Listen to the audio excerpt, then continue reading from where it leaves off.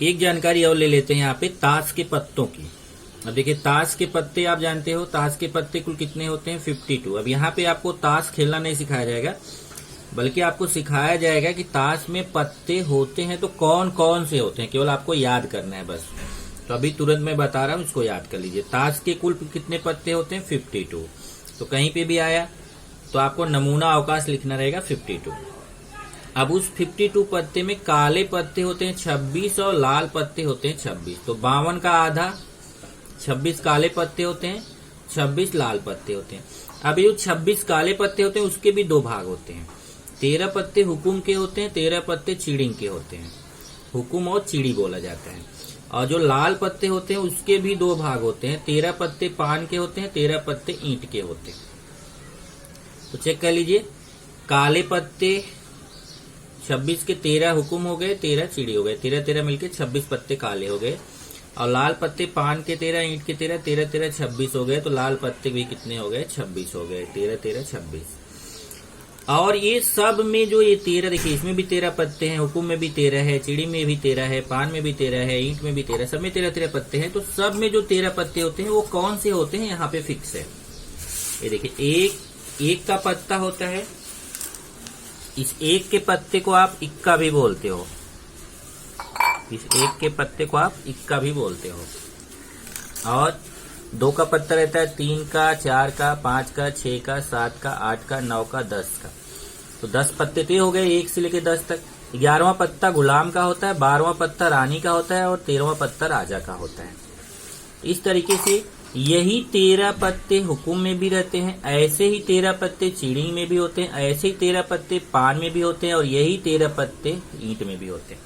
इसका मतलब अगर मैं बोलूं एक के कुल कितने पत्ते होते हैं, एक का हुकुम में भी पत्ता है, एक चिड़ी में भी है, एक पान में भी है, एक ईंट में भी है। तो एक के कितने पत्ते हो गए 4। ऐसे ही 2 का पत्ता एक हुकुम में है, एक चिड़ी में है, एक पान में है, एक ईंट में है। तो 2 के भी पत्ते कितने हो गए 4। इसका मतलब इसे 3 के भी 4 पत्ते हैं, 4 के भी 4 पत्ते हैं, 5 के भी 4 पत्ते हैं, 6 के भी 4 पत्ते हैं, 7 के भी 4 पत्ते हैं, 8 के भी 4 पत्ते हैं, 9 के भी 4 पत्ते हैं, 10 के भी 4 पत्ते हैं। ऐसे गुलाम है, गुलाम के भी एक गुलाम हुकुम में है, एक गुलाम चिड़िंग में है, एक गुलाम पान में है, एक गुलाम ईंट में है। तो गुलाम के भी 4 पत्ते हो गए। ऐसे रानी के भी 4 पत्ते हो गए, एक रानी हुकुम में है, एक रानी चिड़ी में है, एक रानी पान में है, एक रानी ईंट में है। रानी के भी 4 पत्ते हो गए। ऐसे राजा के भी 4 पत्ते। इसलिए ब्रैकेट में लिखा प्रत्येक के 4 पत्ते होते हैं, मतलब एक के भी 4 पत्ते, 2 के भी 4 पत्ते, इसमें जितने हैं ये 13 सबके 4 पत्ते होते हैं। अब इसमें दर्शनी पत्ता या चित्रांकित पत्ता कौन सा होता है, तो ध्यान से देखिए, ये जो गुलाम रानी और राजा के 4 पत्ते होते हैं, 4 गुलाम के, 4 रानी के, 4 राजा के, ये 4 4 8 4 12 पत्ते जो होते हैं, इसको बोला जाता है दर्शनी पत्ते या चित्रांकित पत्ते।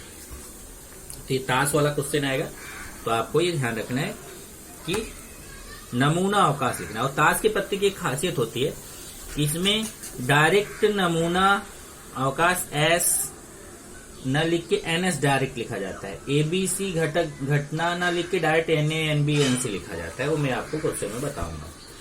तो ये देखिए, अब इसके क्वेश्चंस कैसे करेंगे वो देखिए। प्रश्न संख्या 5.3, निम्नलिखित प्रत्येक प्रयोग के लिए क्या क्या निकालना है वो देखिए। मतलब इस 5.3 में कुल 6 प्रश्न है, 6 प्रश्न में क्या करना है वो ध्यान से देखिए। सब में एस निकालना है, नमूना अवकाश, नमूना घटकों की संख्या एनएस निकालना है, घटनाएं निकालनी है एबीसी, और उन घटनाओं की संख्या एनए एनबी एनसी निकालना है। तो सब 6 के 6 क्वेश्चन में 1 2 3 4 5 6 7 8 चीजें निकालनी है। चलिए पहला क्वेश्चन देखते हैं। पहला क्वेश्चन है एक पासा फेंकने पर।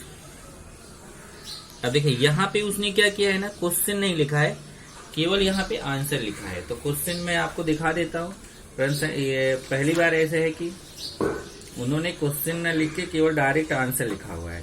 तो क्वेश्चन आपको कहाँ से देखना है, टेक्स्ट बुक से। ये देखिए,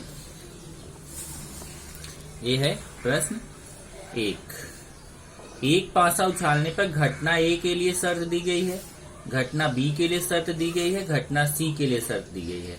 और इन तीनों शर्तों से आपको पहले तो नमूना अवकाश एस निकालना है, फिर नमूना घटकों की संख्या एनएस निकालना है, फिर एबीसी निकालना, फिर एनए एनबी एनसी निकालना है। ऐसे ही दूसरा क्वेश्चन में, इसमें एक पासा उछाला गया, दूसरे में 2 पासे फेंके गए हैं। ओके, इसी तरीके से आगे भी क्वेश्चन रहेगा। तो जैसे देखिए एक पासा अगर फेंका गया है, एक पासे के लिए ये देखिए जो नमूना अवकाश का मैंने आपको एक बताया था, उस नमूना अवकाश को आप याद कर लीजिए समझ के, तो आपका काफी कुछ मामला सॉल्व हो जाएगा। देखिए ये मैंने आपको बनाने के लिए दिया था, ये बनाने के लिए दिया था। एक सिक्का उछालने पर नमूना अवकाश ST, 2 सिक्का उछाला तो ये से लिखना है, 4 हो जाता है। देखिए इसमें 2, NS बराबर 2, इसमें 1 2 3 4, NS बराबर 4। ये रट्टा मार जाओ, 3 सिक्का उछाला गया तो ये 8 हो गया। ये मैं समझाया था कैसे आया। एक पासा फेंका गया तो 6, 2 पासा फेंका गया तो 36, और बाकी आगे का तो देखिए ये आपको बता ही दिया ताश के पत्ते वाला। तो इस तरीके से ये आपका ये है। तो जैसे देखिए एक पासा फेंका गया तो तुरंत एक क्वेश्चन लिखा है इसमें, अरे यार क्वेश्चन लिखा है, ये देखिए ये इतना पूरा क्वेश्चन है यार। एक पासा फेंकने पे घटना है, घटना भी घटना से क्वेश्चन लिखा है, ये हल है। तो अब देखिए इसमें सबसे पहले एक पासा फेंकने पर नमूना अवकाश निकालेंगे, तो तुरंत अगर रटे रहोगे तो फट से लिख लोगे। एक पासा उछालने पे नमूना अवकाश होता है धन कोष्ठक में 1 2 3 4 5 6 कॉमा लगा के, और NS बराबर 6। ये रट्टा मार के रखोगे, ये लाइन आपकी फिक्स हो गई। अब एक एक घटना निकालनी है, और घटना बहुत आसान होती है। क्यों? क्योंकि आपको ये जो घटना है ना, ये हमेशा इसी नमूना अवकाश के अंदर से निकाली जाती है। अगर आपने नमूना अवकाश बना लिया सही से, तो घटना गलत होने का चांस बहुत कम होता है, क्योंकि घटना को तो इसके अंदर से ही निकाला जाता है। इसलिए हमेशा ध्यान से पहले नमूना अवकाश निकालिए। एक पासा फेंका गया, ये नमूना अवकाश हो गया। NS बराबर इसमें कितने घटक है? 6 है। अब पहली घटना ये है, ऊपरी पृष्ठभाग पर आने वाली संख्या सम है।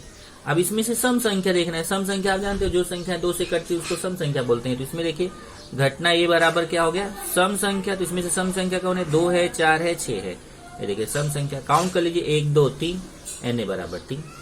दूसरी घटना लेते हैं अब B, ऊपरी पृष्ठभाग पर। देखिए दूसरी घटना, ऊपरी पृष्ठभाग आने वाली संख्या विषम हो। अब विषम संख्या खोज लीजिए, इसमें से जो 2 से नहीं कटती उसको विषम संख्या कहते हैं। 1 3 5, ये भी काउंट कर लिया, 1 2 3, NB बराबर 3 हो गया। B में कितने हैं? 3 है, NB बराबर 3। अब घटना C, ऊपरी पृष्ठभाग आने वाली संख्या अभाज्य है। अब अभाज्य संख्या मैंने आपको लिखा के दिया है। अभाज्य संख्या ऐसी संख्या जो किसी भी संख्या से नहीं कटती है, उसको अभाज्य संख्या बोलते हैं, और वो 2 से शुरू होती है। तो अभाज्य संख्या यहाँ से कौन है? 2 है, 3 है, 5 है। ये अभाज्य संख्या हो गई। तो NC बराबर 3, 1 2 3 हो गया, क्वेश्चन खत्म। ऐसे बाकी 6 क्वेश्चन भी है। अब देखिए दो पासे फेंकने पर घटना A, घटना B, घटना C, ये क्वेश्चन है और ये आंसर है। 2 पासे फेंकने पर नमूना अवकाश मैंने लिखाया था, देखो आपको, ये रट्टा मारे हो, फटाफट छाप देने का। टोटल 36 आता है। ये देखिए यहां तक छापा है उसने, NS बराबर 36। अब घटना ये है कि ऊपरी पृष्ठभाग पर स्थित संख्याओं का योगफल 6 का गुणज है। मतलब जो संख्याएं आपने, ये नमूना अवकाश, ये जो नमूना अवकाश है इसी से देखिए, यही नमूना अवकाश है 2 पासे का। तो ये जो नमूना अवकाश है इसी में से आपको निकालना है, S में से ही आपको घटना निकालना है। पहली घटना A भी S में से ही निकालना है, दूसरी घटना B है उसको भी S में से निकालना है, तीसरी घटना C है। ये सबको इसी जो नमूना अवकाश S है इसी में से निकालना है। अब वो आप लिख ही चुके हो। तो इसमें से हमें ये देखना है, पहली घटना है कि ऊपरी पृष्ठभाग पर स्थित संख्याओं का योगफल 6 की गुणज हो। मतलब ये जोड़ने पे 6 के पहाड़े में आने वाली संख्या आनी चाहिए। 6 की गुणज का मतलब होता है 6 के पहाड़े में आने वाली संख्या। तो 6 के पहाड़े में कौन सी संख्या आती? 6 12 18, 6 2 12, 6 3 18, 6 12 18 24 ऐसी आती है।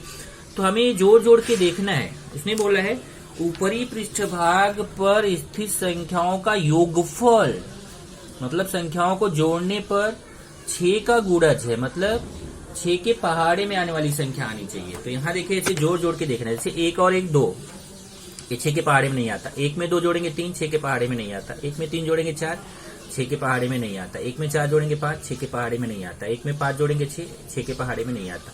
1 में 6 जोड़ेंगे 7, वो भी 6 के पहाड़े में नहीं आता। 2 में 1 जोड़ेंगे 3, वो भी 6 के पहाड़े में नहीं आता। नहीं, ये आता है। 1 में 5 जोड़ेंगे, ये देखिए 1 में 5 जोड़ेंगे तो 6, ये 6 के पहाड़े में आता है।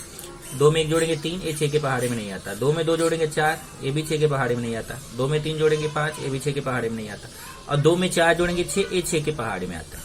इसी तरीके से 7 नहीं आएगा, 8 नहीं आएगा, 3 1 4 नहीं आएगा, 3 2 5 नहीं आएगा, 3 3 6 देखिए आएगा, फिर 3 4 7 नहीं आएगा, 3 5 8 नहीं आएगा, 3 6 9 नहीं आएगा, 4 1 5 नहीं आएगा, 4 2 6 देखिए आएगा, 4 3 7 ये भी 6 के पहाड़े में नहीं आता, 4 4 8 ये भी नहीं आता, 4 5 9 ये भी नहीं आता, 4 6 10 ये भी नहीं आता, 5 1 6 ये आता है, 5 1 6 6 के पहाड़े में आता, 5 2 7 नहीं आएगा, 5 3 8 नहीं आएगा, 5 4 9 नहीं आएगा, 5 5 10 नहीं आएगा, 5 6 11 नहीं आएगा, 6 1 7 नहीं आएगा, 6 2 8 नहीं आएगा, 6 3 9 नहीं आएगा, 6 4 10 नहीं आएगा, 6 5 11 नहीं आएगा, 6 6 12 आएगा, 6 6 12 है, 6 के पहाड़े में आता। तो क्या क्या आंसर आ गया? 1 5 2 4 3 3 4 2 5 1 6 6। ये देखिए वही लिखा है 1 5 2 4 3 3 4 2 5 1 6 6।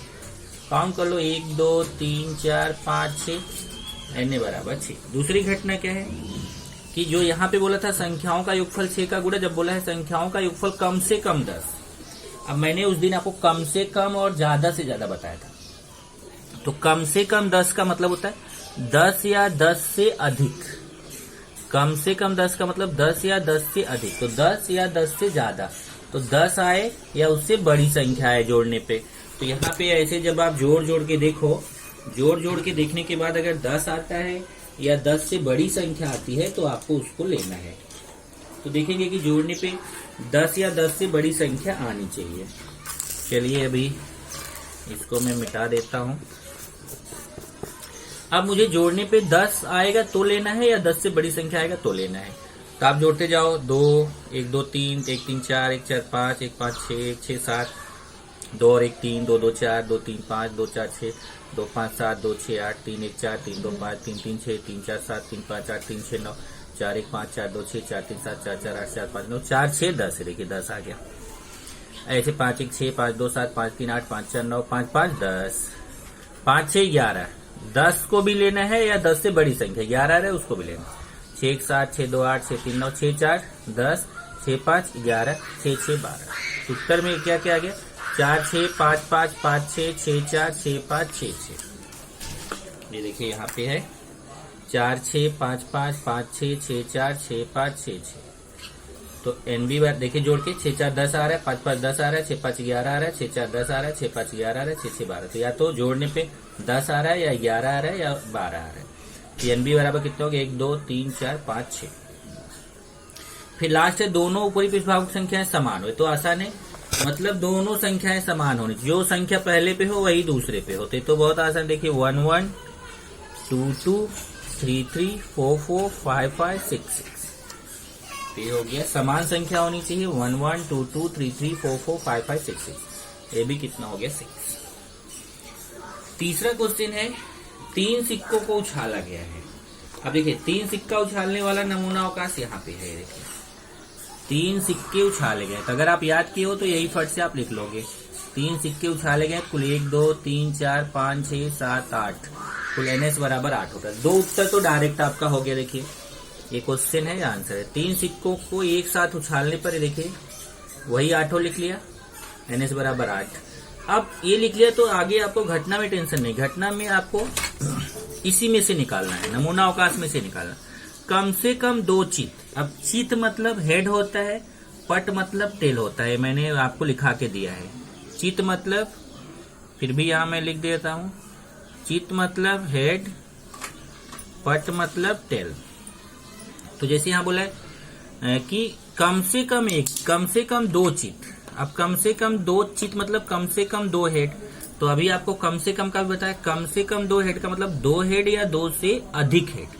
तो अगर 2 हेड जिसमें है उसको लेना है, 2 से अधिक हेड जिसमें उसको लेना है। देखिए इसमें 2 से अधिक हेड है, इसको लेना है। इसमें 2 हेड है, इसको लेना है। इसमें भी 2 हेड है, चेक कर लीजिए। तो कम से कम 2 हेड का मतलब 2 हेड या 2 से अधिक हेड। तो 2 से अधिक हेड इसमें है तो इस HHH को लेना है। इसमें देखिए HST में 2 हेड है, लेना है। STH में 2 हेड है, लेना है। THH में 2 हेड है, लेना है। बाकी सब में किसी में भी 2 हेड नहीं है। देखिए इसमें भी नहीं है, इसमें भी नहीं है, इसमें भी नहीं है, इसमें भी नहीं है। तो 2 हेड या 2 से अधिक हेड। 1 2 3 4, NA बराबर 4। एक भी चित ना हो, मतलब एक भी हेड ना हो। तो देखेंगे कैसा कौन सा जिसमें एक भी हेड ना हो। इसमें भी है, इसमें भी है, इसमें भी है, सब में हेड दिख रहा है। केवल यही एक ऐसा जिसमें एक भी हेड नहीं है। तो यही आंसर आ जाएगा TTT। तो उसको 3 मत लिखना, एक ही घटना है। NB बराबर 1। दूसरे सिक्के पर चिन्ह प्राप्त हो। अब देखिए ये पहला सिक्का है, दूसरा, ये तीसरा है, पहला दूसरा तीसरा, पहला दूसरा तीसरा। तो दूसरा सिक्का ये बीच वाला है, ये पहला है, दूसरा है, तीसरा है, तो बीच वाला कौन है? यही दूसरा सिक्का। दूसरे सिक्के पे हेड होना चाहिए। तो देखिए कैसा कौन कौन सा जिसमें बीच में हेड आ रहा है, दूसरे सिक्के पे हेड आ रहा है। यहाँ देखिए दूसरे पे हेड है, इसको लिख लेंगे। यहाँ पे भी दूसरे सिक्के पे हेड है, लिख लेंगे। यहाँ दूसरे पे हेड नहीं है, यहाँ दूसरे पे हेड है, उसको लिख लेंगे। यहाँ दूसरे पे हेड नहीं है, यहाँ दूसरे पे हेड है, उसको लिख लेंगे। यहाँ पे भी दूसरे पे हेड नहीं है, यहाँ पे भी दूसरे पे हेड नहीं है। तो जहाँ पे दूसरे स्थान पे मतलब बीच वाले स्थान पे हेड है उसी को हम यहाँ पे लिख लेंगे। टोटल 1 2 3 4 NC बराबर हो जाएगा 4। इस तरीके से ये आपका मैंने कितना करा दिया आपको? 3 क्वेश्चन करा दिया।